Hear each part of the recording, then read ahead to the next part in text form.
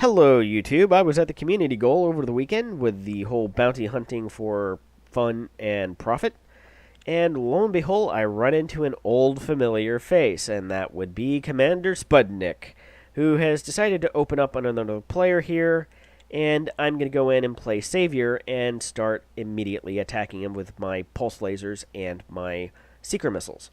Now, my ship was partially engineered during our last conflict when he was in a Python, and I've since basically engineered the ship almost to the maximum capabilities. I mean, there's a couple of areas that could use some improvement, some better rolls and stuff like that of the dice and the engineers.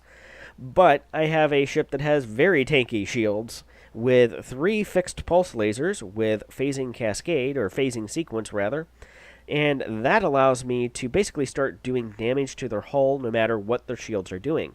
And I have this build specifically set up to take on other players in essentially solo PvP, basically being interdicted. Again, I'm not usually going out and looking for fights, but when they find me, I don't shy away from them.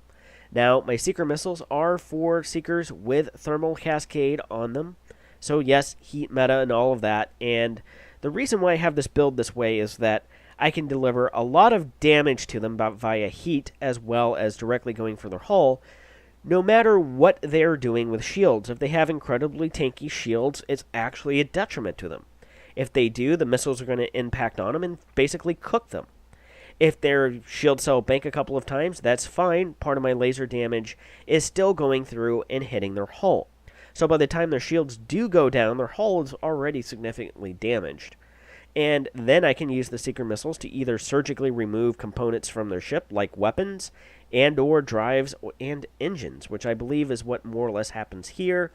I know that I got his drives, or we got his drives down to about 60% at this point, but at this juncture in the fight where it was 3-on-1, my main purpose is not necessarily to kill him, but to keep him anchored. And with a cutter that can go essentially 445, 450 on boost in this configuration, he wasn't getting away. There was nowhere that he could go unless he high-waked out of the system, and why he didn't, I don't exactly know why not.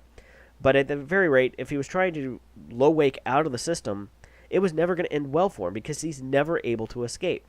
I guess his engines probably aren't tuned to that high of a degree, but I was able to basically maintain pursuit on him at about 3 kilometers throughout the entire point where he decided to turn and run.